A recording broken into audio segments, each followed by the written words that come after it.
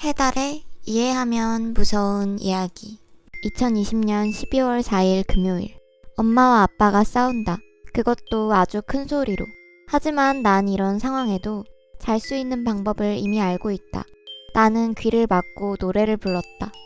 2020년 12월 5일 토요일. 아침에 일어나 보니 엄마가 없었다. 출근하는 아빠를 보며 불었지만 아빠는 엄마가 잠시 여행을 다녀올 거라고 말하며 서둘러 집을 나섰다. 평소처럼 내가 엄마에게 잘 다녀오라고 인사해주지도 못했는데 나는 조금 속상했다. 하지만 아빠는 아무렇지 않은 듯했다. 2020년 12월 9일 수요일. 오늘은 평소처럼 지냈다. 엄마가 없다는 것 빼고는. 아빠는 끝나는 시간에 맞춰 나를 데리러 왔고 아주 오랜만에 나에게 음식을 해줬다. 아빠에게 참 고마웠지만 음식 솜씨는 조금 엉망이어서 남길 수밖에 없었다. 2020년 12월 18일 금요일. 아빠는 엄마가 조금 있으면 돌아온다고 말했지만 아빠의 말은 사실이 아니었다. 엄마는 이틀이 지나도 일주일이 지나도 돌아오지 않았다. 곧 내 생일인데 엄마는 돌아올 기미를 보이지 않았다. 나는 조금 많이 슬퍼졌다. 아빠는 내 표정을 살피더니 내가 평소에 좋아하는 요리를 해줬다.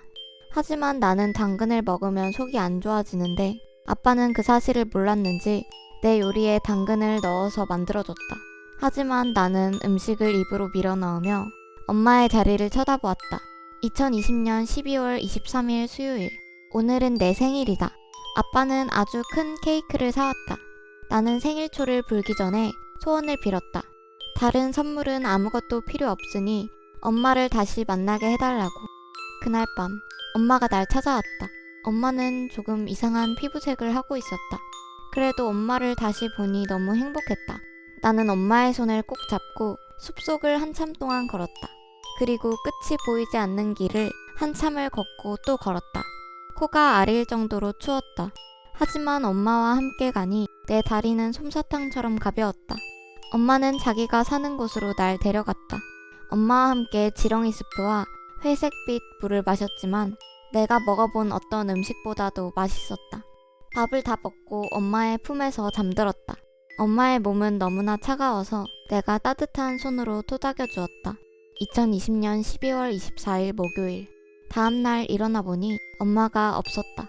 나는 어서 엄마를 만났다는 사실을 알리기 위해 어제 왔던 길을 돌아가 할머니의 집으로 달려갔다. 그리고 할머니를 그곳으로 데려갔다. 할머니는 엄마를 찾아서 기뻤는지 사람들을 많이 불렀다. 2020년 12월 26일 토요일. 오늘은 아빠가 나에게 선물해준 예쁜 검정 드레스를 입었다.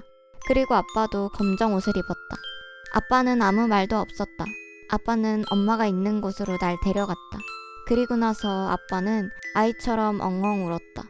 아빠가 울음을 터뜨리자 나도 눈물이 조금 나왔다. 고개를 돌려 엄마를 쳐다보니 엄마는 나를 향해 웃고 있었다. 나는 이제 매일매일 엄마를 보러 올 것이다. 엄마가 더 이상 외롭지 않도록.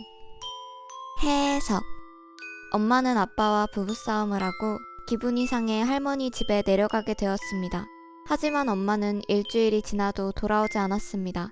그리고 아빠는 주인공이 엄마를 그리워하자 엄마가 없는 동안 주인공이 엄마의 빈자리를 느끼지 않도록 노력했습니다. 엄마는 주인공의 생일이 되기 전 선물을 사들고 집으로 돌아가는 길에 범인에 의해 살해당했기 때문에 집으로 돌아오지 못했던 것이었습니다. 주인공의 간절한 소망이 이루어졌는지 주인공은 엄마의 환영을 보게 되었고 환영을 쫓아 결국 엄마가 있는 위치를 발견하게 되었습니다. 엄마가 있는 곳을 알게 된 주인공은 이제 앞으로 보고 싶을 때마다 엄마를 만날 수 있게 되었습니다.